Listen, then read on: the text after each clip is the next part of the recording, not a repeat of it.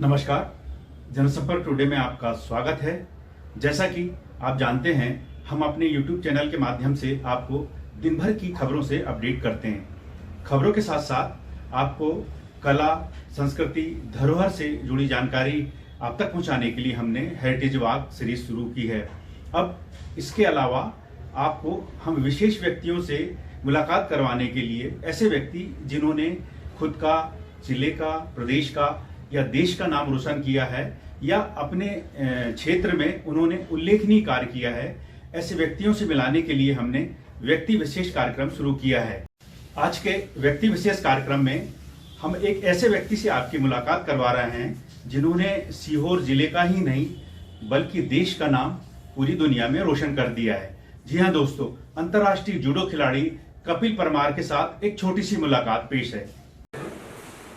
आज हमारे साथ कपिल परमार हैं और कपिल परमार का परिचय बताने की आवश्यकता नहीं है, पूरा देश और दुनिया जानती है। कपिल परमार ने सीहोर या प्रदेश या देश को ही नहीं, देश को, पूरी दुनिया में देश को पहला मेडल दिलाकर इतिहास रच दिया है। सबसे पहले तो मैं कपिल जी को बहुत बहुत बधाई दूंगा, आपको बहुत बहुत बधाई है। और मैं उनसे बात कर रहा हूँ कुछ खास इस यात्रा के बारे में, आपके जूडो सीखने से लेकर के पैरालंपिक तक की यात्रा के बारे में छोटी सी एक बातचीत करेंगे आपसे। मैं सबसे पहले जानना चाहूंगा कि वो कौन सा टर्निंग पॉइंट था कि आप जूडो की तरफ आए। मैं पहले बचपन से हम गांव में हमारा कुश्ती का माहौल था, अखाड़े थे, जिम वगैरह थे, मतलब गांव में शुरू से। तो एक समय मुझे करंट लगने से मेरे को बहुत ज़्यादा वीकनेस आ गई, मैं कोमा में चले गया। इसमें प्रकार मेरी आंखों की रोशनी कम हो गई। फिर मैंने बहुत सारे डॉक्टरों को दिखाया, अच्छे डॉक्टरों को, लेजर ऑपरेशन के लिए ऑपरेशन नहीं हुआ। मैं फिर शंकर नेत्रालय चेन्नई गया, जो सबसे बड़ा माना जाता है उस पर। उन लोगों ने मना कर दिया। उन लोगों ने ये बोला कि आपकी नस, आँखों की नस झुक चुकी है, तो इसका ऑपरेशन नहीं होगा। आपको जितना देखना हो आप थोड़ा बहुत चश्मा पहने, काला चश्मा पहने, उससे आपको इम्प्रूवमेंट आएगा। तो उसी से कोई इम्प्रूवमेंट नहीं आया और धीरे धीरे कम होते गए। मेरी 80% आँख डैमेज हो चुकी है और जैसी उम्र बढ़ेगी 100% भी हो जाएगा, डॉक्टरों का कहना है। दूसरा मैं जानना चाहूँगा कि जब ये घटना आपके साथ हुई, उसके बाद आपके स्कूल और परिवार में और जहाँ आपके मित्रों में कैसा सहयोग रहा आपको प्रमोट आगे बढ़ाने के लिए? उनका क्या योगदान रहा? आपको कैसे प्रोत्साहित किया उन्होंने? मम्मी का सबसे ज़्यादा रहा, सबसे ज़्यादा फिर भाइयों का। फिर धीरे धीरे, क्योंकि स्कूल तो 80 के बाद सब छूट गया था, बोर्ड से कुछ दिखता ही नहीं था, क्योंकि चश्मे के नंबर भी बहुत ज़्यादा बढ़ते जा रहे थे। चश्मे भी खत्म हो गया था। बस चश्मा नॉर्मली मैं ऐसा पहन लेता हूँ धूप छाँव के लिए, सिर दर्द ना हो। बाकी वो चश्मे के नंबर खत्म हो चुके, क्योंकि इतना नंबर हाई पे हो गया था। तो उसके बाद हम लोग आवासी में आया करते थे। आवासी में माहौल था खेल कूद का, वहाँ से पता चला जूडो क्या होता है। जूडो से खेलते गए, नॉर्मली जूडो खेलते थे, जूडो से पैरा जूडो के बारे में पता चल गया 2017 में।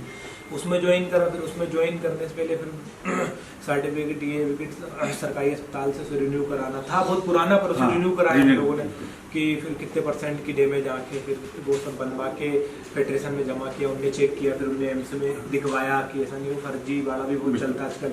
फिर इंटरनेशनल में हुआ 17-18 नाचे, वहाँ से पास आउट हुआ। उसके बाद उन लोगों ने मुझे खिलाया। दूसरा मैं आपसे जानना चाहूँगा कि ये पैरालंपिक तक की जो आपकी यात्रा, जो आखिरी में जब इजिप्ट में गए थे, मुझे ध्यान है, प्री पैरालंपिक के लिए, वहाँ से लेकर यहाँ तक का आपका सबसे ज़्यादा किसका आपको सहयोग रहा और आपको कहना चाहिए इंस्पायर किसने किया कि आप उस बीच में जरा भी आपने कई गेम्स खेले हैं, कई सारे आपने प्रतियोगिताएं जीती हैं, तो कई बार ऐसा होता है कि हम कोई कंपटीशन हार जाते हैं तो कई बार निराशा भी आती है। ऐसे समय में आपको प्रोत्साहित किन लोगों ने किया? मेरे पास सही बताऊं तो अपने सीओ में सभी लोगों के नंबर है, कलेक्टर साहब के भी, एसपी साहब के भी, और जो चंद्रमोहन ठाकुर जी कलेक्टर थे उनके भी नंबर है मेरे पास। वो भी बधाई और व्हाट्सएप पे सभी से मेरी बातें होती हैं। तो मैं सबसे पहले चंद्रमोहन ठाकुर जी जो कलेक्टर है उसके पास है कि सर मैं कॉमनवेल्थ मेडल हूँ, मुझे ये उन्होंने पहले सब दूर मुझे फ़ोन लगाया, फिर मुझे गूगल सर्च किया। उसके बाद उन्होंने कि अच्छा क्या मेरी सर मेरी हेल्प है, सर ठीक है, कुछ मेरे को ये टूर्नामेंट खेलने जाना है, मुझे पैसे की जरूरत है, 1,32,000 की। तो उन्होंने बोला ठीक है मैं कल तक आपको कराता हूँ, ये मेरे उनके नंबर है। फिर मैंने आपको शायद फ़ोन किया था कि सर का फ़ोन आएगा, आपने बोला आपका चेक बना रखा हुआ आप ले जाइए।